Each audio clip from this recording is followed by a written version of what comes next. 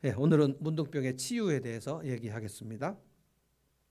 이 문둥병은 절대로 그 불치병이 아닙니다. 하나님께서 문둥병에 걸리게도 하시고 낫게도 하시는데 이 문둥병의 완치, 하나님은 이 치유를 대단히 소중하게 보십니다. 그러니까 공동체에 죄의 오염이 발생하지 않도록 하는 것도 중요하지만 오염이 발생했다가 격리가 된 다음에도 이제 회복되는 절차도 굉장히 중요하게 생각하십니다. 13장, 14장 계속 이제 문둥병에 대해서 다루고요. 처음에 몸에 난 문둥병, 그리고 옷에 난 문둥병, 그리고 벽에 난 문둥병. 자, 수요 예배는 저를 좀 보시기 바랍니다. 제가 여러분에게 설교를 하는 거고요. 여러분이 제가 수요일마다 이 얘기를 하는데 본당에 계신 분들은 예배 시간에 성경만 보고 계시지 말고 저를 보십시오. 제가 지금 온라인 설교하는 게 아니거든요. 여러분에게 설교하는 겁니다. 그러니까 저를 보시고 설교를 들으시면 좋을 것 같아요. 가끔 뭐 성경을 보실 수는 있지만 15장 가면 유출병이 나옵니다. 그래서 성경에서 아주 중요한 세 가지 질병이 문둥병, 그리고 유출병, 중풍병, 이 모든 것들은 그 영적인 질병의 결과로, 그래서 죄를 지으면 구약은 죄와 병을 같이 봅니다. 그러니까 문둥병은 영혼의 질병인데 특별히 교만과 관련된 병, 그리고 유출병은 이번 주일 저녁 2월 주일 본문이 이제 유출병인데요. 제가 주일 아침에 이 유출병을 다루는 것이 참 설교 준비하고 있었는데 너무 민망해가지고 거기에 본문이 정말 그 제가 다루기가 너무 민망한 장면들이 나옵니다. 이거 유출병은 성병입니다. 남자 유출병, 여자 유출병을 15장 전체에 다루는데 이것을 그 복음서에서는 신약에서는 혈루병이라고 하거든요. 구약은 유출병이라고 하는데 세번역에 보니까 그 유출병이라도 안 나오고 성병의 그 내용이 자세하게 나오는데 주일 아침에 제가 읽을 자신이 없어가지고 건너뛰기로 했습니다. 그리고 레위기 25장에 나오는 그 안식년과 희년에 관계된 얘기들을 제가 평소에 꼭 그 레위기에서 설교하고 싶은 내용, 그 내용을 이번 주일에 이제 하려고 준비하고 있습니다. 성병은 레위기 18장에 보면 하나님께서 이렇게 말씀하셨어요. 레위기 18장 전체가 이제 그 성적인 죄에 대한 것이거든요. 너희가 출애굽한 이집트 사람들처럼 절대로 살지 말고, 그리고 가나안 백성들, 너희가 들어갈 가나안 땅 사람들처럼 절대로 살지 말라. 이들의 성풍속에 대해서 굉장히 자세하게 나옵니다. 가장 먼저 근친상간. 너의 어머니, 너의 고모, 너의 이모, 너의 숙모, 너의 며느리, 하체를 범치 말라. 무슨 뜻입니까? 오늘 저녁에 잠깐 하고 이제 주일 아침엔 안 하려고 그러는데, 그것은 이집트의 성풍속을 따르지 말고 가나안 땅 사람들의 성풍속을 따르지 말고 이렇게 거룩하게 살라 하면서 이집트와 가나안의 성풍속을 뭐라고 했냐면 근친상간으로 규정했어요. 근친상간. 그리고 너가 남의 아내를 취해서는 안 된다. 이게 간음, 불륜, 그거 절대 해서는 안 된다. 그러니까 이집트와 가나안 백성들은 다반사로 근친상간을 했다는 뜻입니다. 불륜도 그냥 주저없이 했다는 것입니다.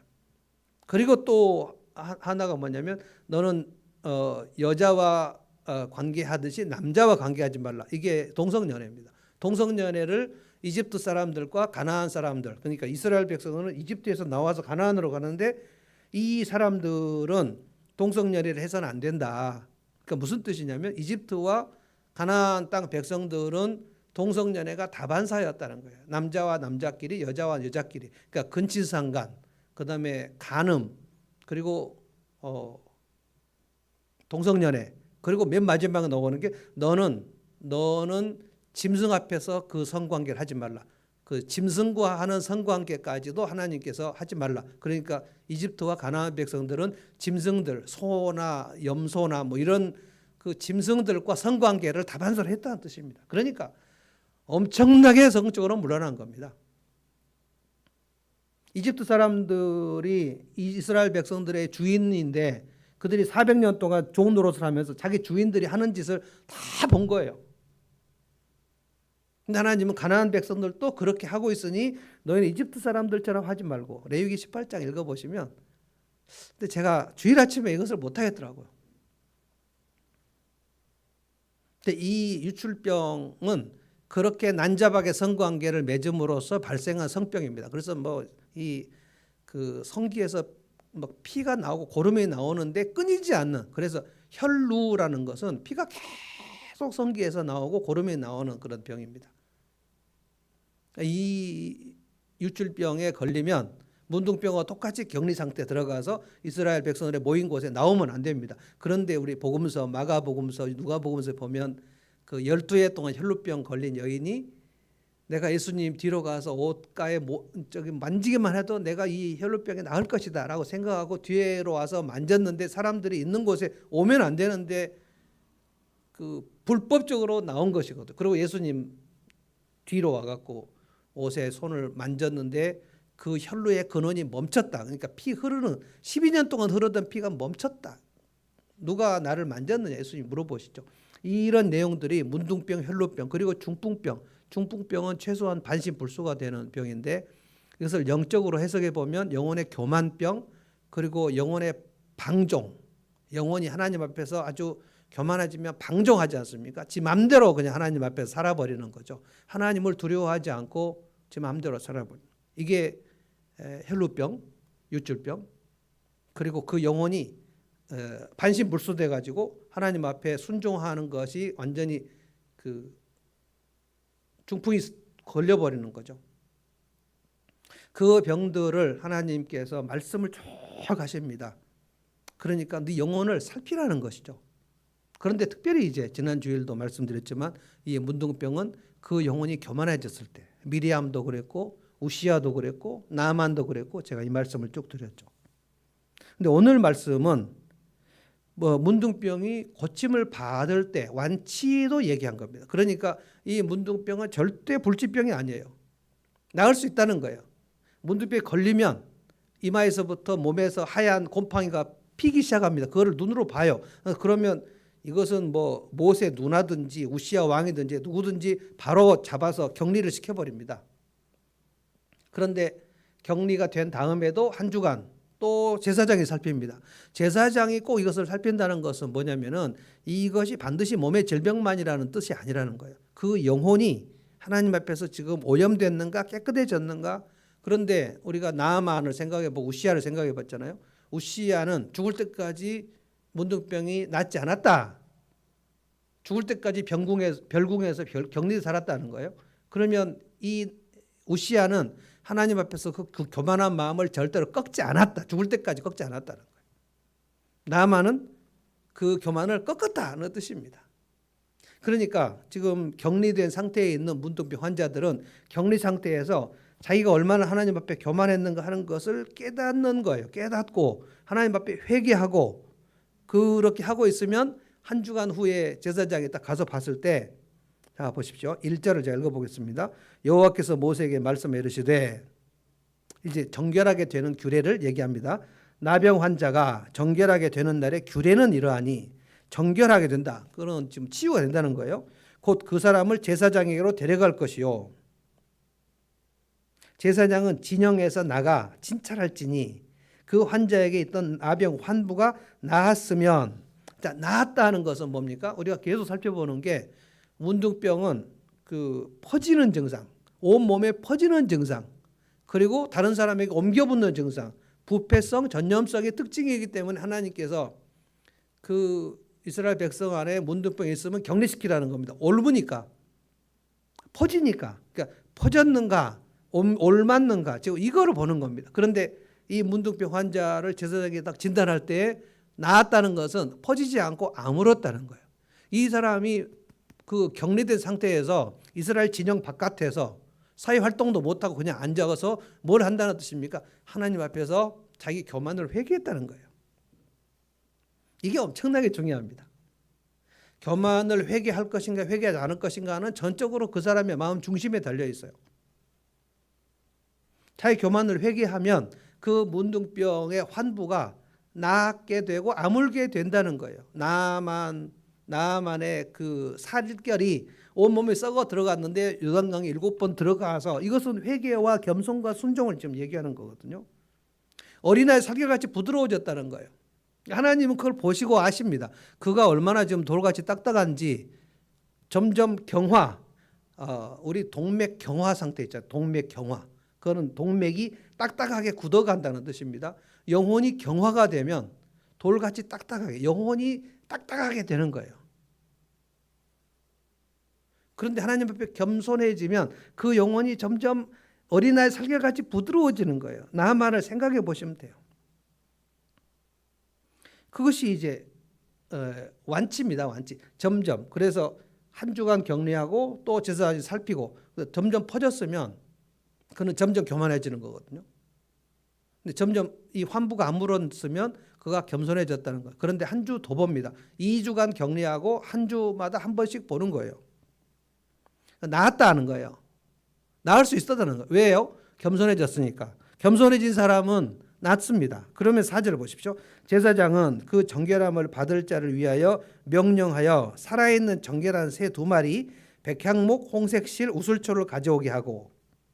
이게 지금 뭔가? 정결한 새 2마리. 이건 아직 속죄 제사가 아닙니다. 이 의식을 먼저 해요. 속죄 제사는 10절부터 나옵니다. 새 2마리를 가져오게 해요. 그리고 백향목. 백향목은 아주 향기가 많이 나는 나무. 이거는 성막 안에 지을 때 거룩한 나무로 이제 인정되는 겁니다.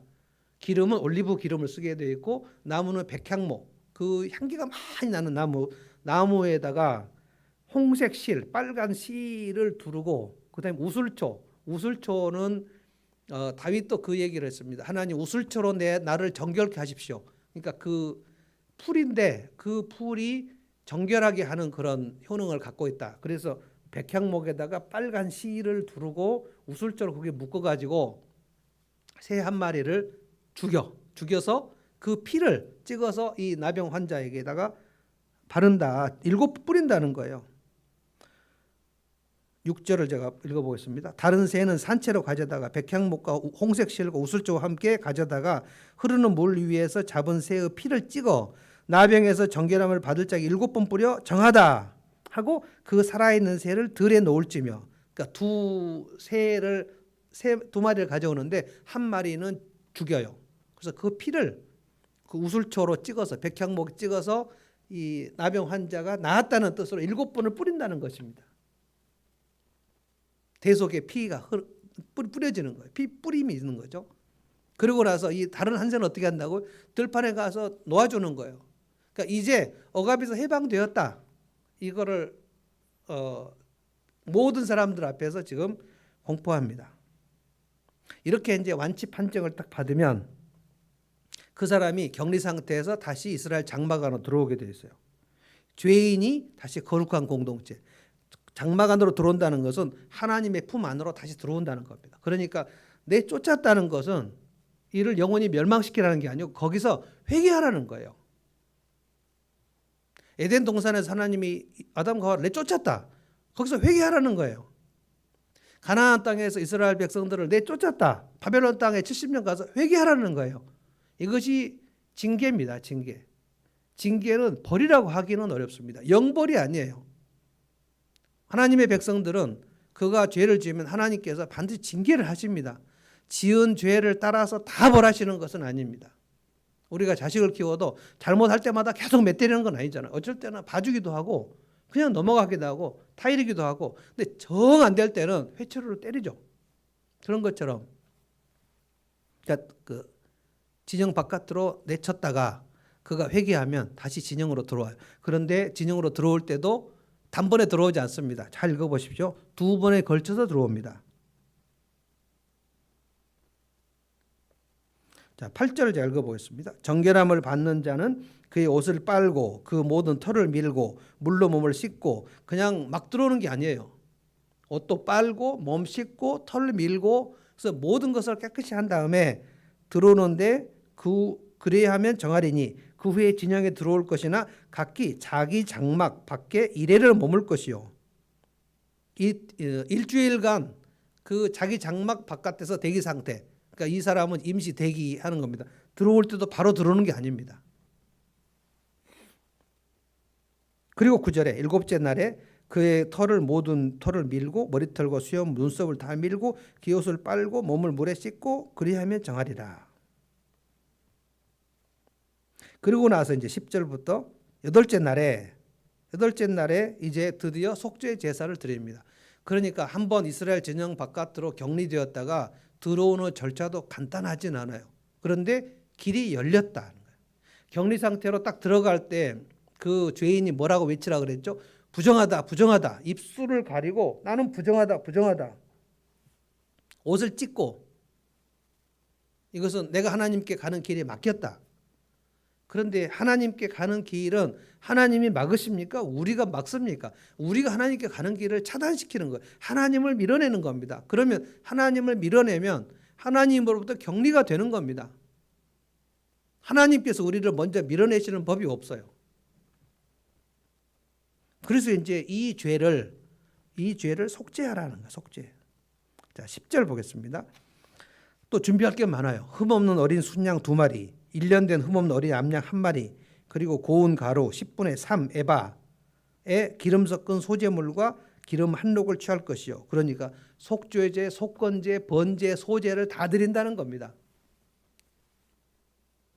우리가 일주일간 하나님 앞에서 온전하게 거룩하게 살고 있지 않기 때문에 하나님 앞에 다시 예배하러 나올 때는 예수님께서 이 모든 제사를 나를 위해서 또 십자가에 못 박히셨다는 것을 깨닫고 들어와야 돼요. 그래서 예배당에 들어올 때 예수님의 십자가를 생각하면서 감사도 하고 죄송하기도 하고 황송하기도 한 상태로 들어오는 겁니다. 그래서 그 태도가 그가 십자가를 생각하면서 예배하러 들어오는 태도는 그렇게 건들거리고 올 수는 없어요. 그리고 빈손으로 올 수 없어요. 하나님 앞에 헌금을 가지고 이 헌금을 가져도 이 헌금이 여러분이 돈 10,000원을 하든지 20,000원을 하든지 그게 하나님께 무슨 도움이 됩니까? 하나님께서 돈이 필요하십니까? 그렇지 않아요. 그러나 이것을 가지고 이거라도 내가 하나님께 지금 드립니다. 이것이 예수님의 핏값으로 해당이 되겠습니까? 그래서 이것을 드릴 때에 그냥 헌금함에 집어넣을 때도 그 내 마음가짐이 있는 것입니다. 예수님의 핏값, 피 공로로 내가 예배를 드리게 되었으니 길이 없었는데 그 길을 하나님이 뚫어주셨으니 그것이 예수님의 피거든요. 이 새가 괜히 죽는 게 아니에요. 이 새의 피도 곧 예수님의 피를 가리키고 수양, 암양 이 모든 피도 예수님을 가리킨다. 우리 히브리서를 읽어보면 짐승의 피가 어찌 사람의 죄를 속하겠느냐. 그 짐승의 피는 독생자 예수의 피를 가리키는 거였다는 거예요. 그래서 제사장은 이제 속죄제, 속건제, 번제, 소제 이걸 다 드립니다.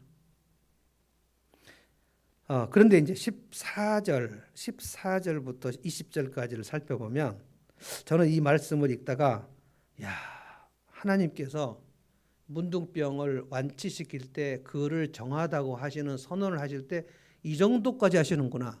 14절부터 20절까지 무슨 장면이 나오냐면 레위기 8장에 아론과 아론의 자녀들, 아론의 아들들을 제사장 위임식 할 때 있지 않습니까? 위임식을 할 때에 속죄제, 속건제를 다 드리고 제사장을 위해서 그 피를 제단에다가 바르고 그 피를 아론과 아론의 아들들의 오른쪽 귓불이, 오른쪽 엄지손가락, 오른쪽 엄지발가락에다가 바릅니다. 이것은 성별의 뜻이 있는 것입니다. 그런데 문둥병 환자가 완치될 때 바로 이 장면이 또 나오는 거예요. 저는 참 놀랍습니다. 이 정도로 하나님께서 우리 죄인이 치유되고 회복되는 것을 이렇게 거룩한 의미를 여기다 두시는 거예요. 제사장 위임식에 하는 장면하고는 너무나 똑같은 장면이 여기 나오는 거예요. 자, 14절을 제가 한번 읽어보겠습니다. 제사장은 그 속건 제물의 피를 취하여 정결함을 받을 자의 오른쪽 귓부리와 오른쪽 엄지손가락과 오른쪽 엄지발가락에 바를 것이요. 그 다음에 17절 손에 남은 기름은 제사장이 정결함을 받을 자 오른쪽 귓부리와 오른쪽 엄지손가락과 오른쪽 엄지발가락과 속건 제물의 피에 바를 것이며 아직도 손에 남은 기름은 제사장이 그 정결함을 받는 자의 머리에 바르고 제사장은 여호와 앞에서 그를 위해 속죄하고 제사장은 속죄를 드려. 이게 지금 무슨 얘기입니까? 오른쪽 귓불에다가 피를 바르고 오른쪽 엄지손가락, 오른쪽 엄지발가락에 피를 바르고 그 다음에 거룩한 기름을 취해서 또 오른쪽 귓불에다 바르고 오른쪽 엄지손가락, 오른쪽 엄지발가락에다 그걸 바른다. 피를 바른다, 기름을 바른다. 이것은 모두 다 마시아흐. 이게 메시아입니다. 기름을 부름을 받는다는 거예요. 대제사장을 안수할 때 쓰신 그 피와 기름을 바르는 장면을 이 문둥병 한 사람이 완치될 때 제사장이 그 일을 한다는 거예요. 하나님께서 우리가 교만한 죄를 회개하고 우리의 영혼이 치유되는 것을 너무나 소중하게 다루신다는 거예요. 이것이 레위기 8장, 제가 오늘 읽진 않겠습니다. 레위기 8장 읽어보면 모세가 아론과 아론의 아들들을 대제사장을 위임식할 때 바로 이 장면이 그대로 나옵니다.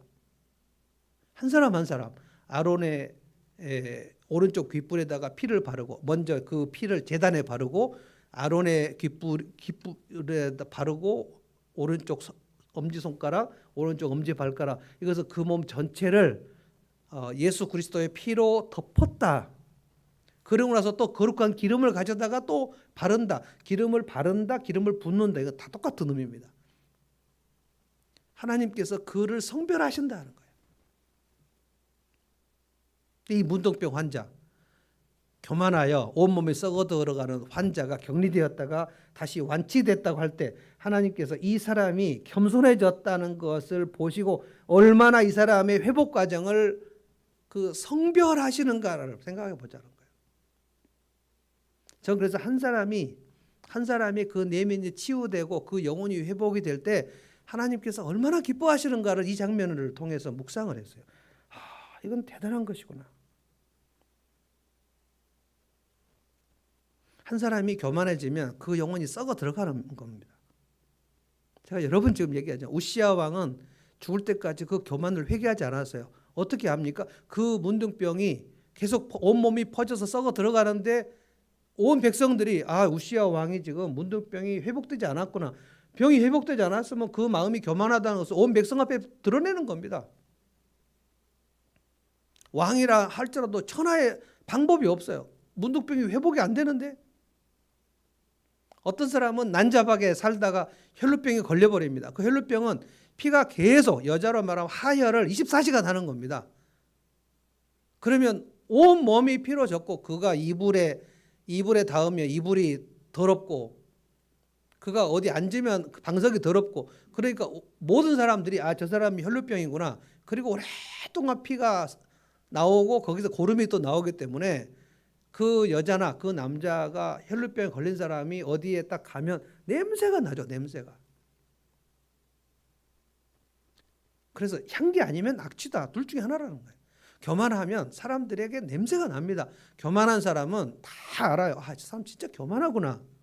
교만한 사람은 표정이나 몸짓이나 말이나 다 알아요. 냄새가 납니다.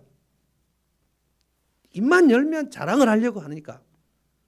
그리고 몸짓이나 표정도 그가 교만하지 않았는데 오랜만에 만나서 보니까 그 교만해졌어요. 그럼 금방 압니다. 동창들도 알아요. 이 사람 많이 교만해졌네. 그건 하나님 앞에서 악취입니다. 악취. 그가 난잡해져 있으면 그 눈빛이 다릅니다. 눈이 희멀거요. 중풍병에 걸려 있으면 그가 영혼이 반신불수가 되는 것처럼 그가 하나님을 찬양하거나 하나님께 예배하거나 하는 태도가 그 하나님을 경외하지 않는 태도가 나타나 버려요. 근데 자기가 모릅니다. 영혼의 질병을 자기가 잘 몰라요. 그가 얼마나 하나님을 멸시하고 있는지를 본인이 잘 모른단 말입니다. 오늘 이 말씀이 문둥병이 치유될 수 있다는 건데 제가 볼 때 문둥병이 걸려갖고 이 완치 판정을 받는 사람이 그렇게 많지 않았을 거다. 이스라엘 백성의 역사에서 그 이스라엘 백성의 역사가 겸손한 역사가 별로 없어요. 조금만 잘 되면, 우시아의 경우에 그의 힘이 강성해졌을 때, 유다 왕들이 강성해졌을 때에 하나님 앞에서 강성해진 상태에서, 힘이 세진 상태에서 겸손한 사람이 거의 없습니다. 힘이 세진 상태에서 겸손한 사람은 다윗이 유일해요. 그런데 그 시간에 뭘 했습니까? 밧세바를 범했죠. 그래서 인생이 잘 나가는 것이 반드시 그 영적 상태에 그렇게 좋은 일이 아닙니다.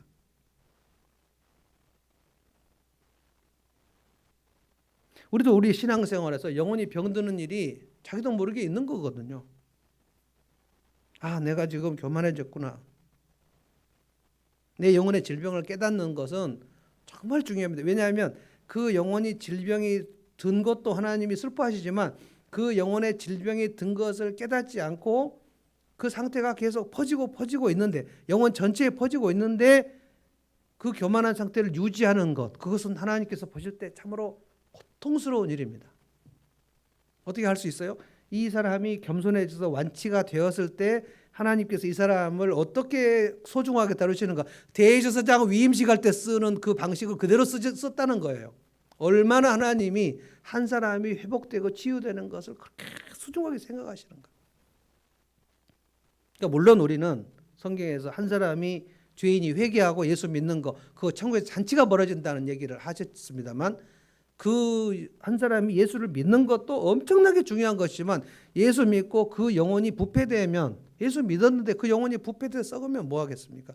하나님의 백성이라 할지라도, 가나안 땅에 들어왔다 할지라도 하나님께서 계속 너희가 거룩하게 살지 않으면 그 땅에서 토해낸다.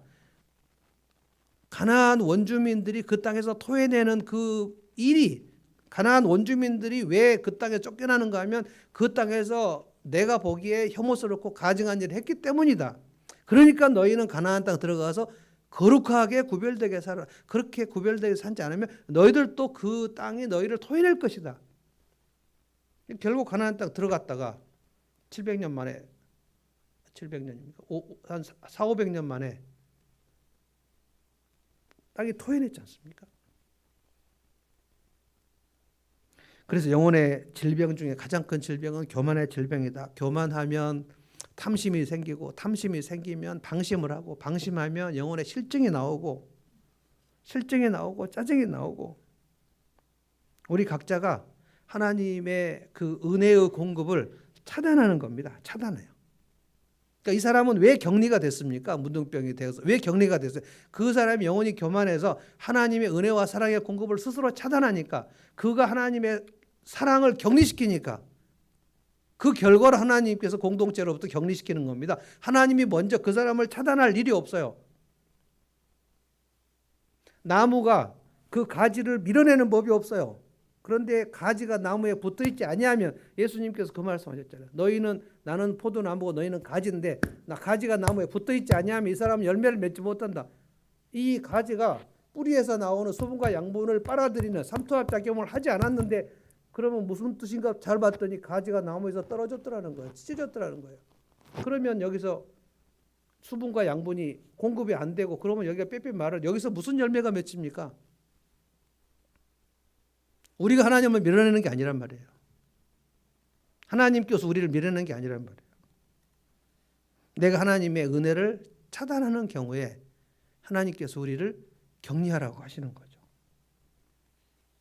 그래서 오늘 이 말씀, 문둥병은 절대로 불치병이 아니다. 그런데 불치병은 아닌데 완치되는 사람도 진짜 많이 없다. 하나님께서 우리의 영혼의 치유를 굉장히 중요하게 보신다. 이것을 오늘 밤에 마음에 새기면 좋겠어요. 이 레위기 13장, 14장 읽을 때에 이런 해석이 들어가지 않으면 진짜 복잡하고 아주 그냥, 무슨 이 규례를 우리가 무슨 의미가 있을까 생각하지만, 하나님께서 가지신 그 뜻을 헤아려 보면 하나님께서는 치유를, 이 교만한 자가 겸손해져서 그 영혼이 치유되는 것을 진짜 중요하게 보시는구나. 시리아 장군 나만을 생각하면서 그 교만병이 온몸에 퍼졌다 할지라도 요단 강물에 7번 들어가는 거, 처음부터 들어가려고 하지 않았습니다. 교만해서 안 들어가려고 그랬어요. 이 요단 강물을 내가 들어가는 게 어쩐지 내가 시시해 보이는 거예요. 이 요단 강물에 들어가는 게 뭐가 그렇게 필요하냐. 내가 하나님 말씀에 겸손하게 순종하는 것이 뭐가 도움이 되겠느냐라고 생각하는 거였어요. 그런데 결국은 7번 물에 들어갔지 않습니까? 들어갔어요. 6번째까지 그 몸이 깨끗해졌다고 되어 있지 않습니다. 7번 들어갔을 때, 들어갔다가 나왔을 때 그 몸이 어린아이 살결같이 부드러워졌다. 얼마나 놀랬겠습니까? 얼마나 놀랐을까요? 내 피부가 이렇게 부드러운 피부로 바뀌다니. 그 사람이 한 나라의 왕의 경호실장쯤 되려면 그게 뭐 30대겠습니까? 20대겠습니까? 그 피부가 이제 50대 후반쯤 된 그 정도의 그 피부가 얼마나 부드러워졌는가. 그것은 오늘 내 영혼의 상태를 주님이 아주 신선하고 내 영혼을 하나님께서 어린아이 살결같이 부드럽게 이렇게 보신다면 그럼 하나님께서 나를 얼마나 소중하게 보실까. 야, 네가 참 겸손하다. 네 영혼은 정말 신선하다. 교만한 마음으로 죽을 때까지 가는 사람도 있고요. 정말 교만했었는데 주님 앞에 정말 겸손해진 사람이 있고요. 그래서 내 영혼이 신선한 상태로 되면 하나님은 정말 기뻐하신다. 이 말씀을 드립니다. 찬송 한번 하겠습니다. 은혜로다 한번 다시 하고 말씀 마치겠습니다. 시작됐네. 우리 주님의 능력이 나의 삶을 다스리고 새롭게 하네. 자유하네. 죄와 사망으로부터 나의 삶은 변하고 난 충만하네. 찬송하겠습니다.